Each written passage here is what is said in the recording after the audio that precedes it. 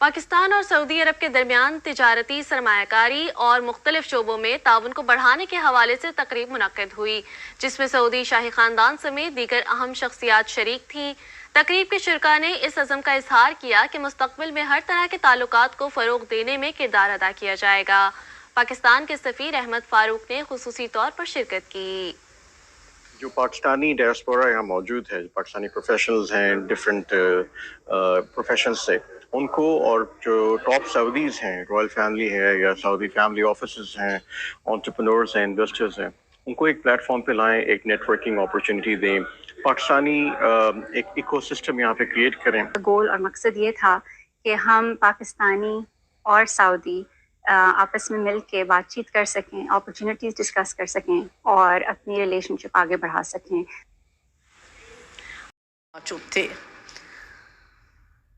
پاکستان اور سعودی عرب کے درمیان تجارتی سرمایہ کاری اور مختلف شعبوں میں تعاون کو بڑھانے کے حوالے سے تقریب منعقد ہوئی، جس میں سعودی شاہی خاندان سمیت دیگر اہم شخصیات شریک تھیں۔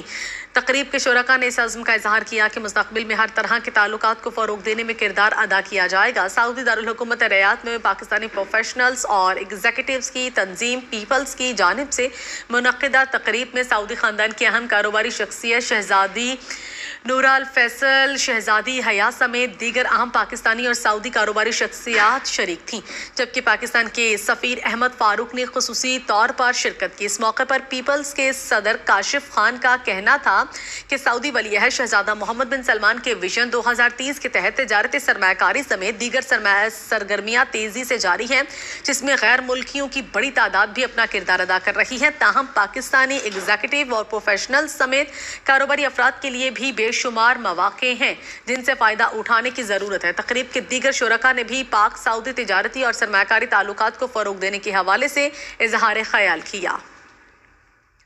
واپس آئیں گے اس بریک کے بعد۔ میڈی کیم ڈینٹل کریم، ہر رشتہ مسکرائے۔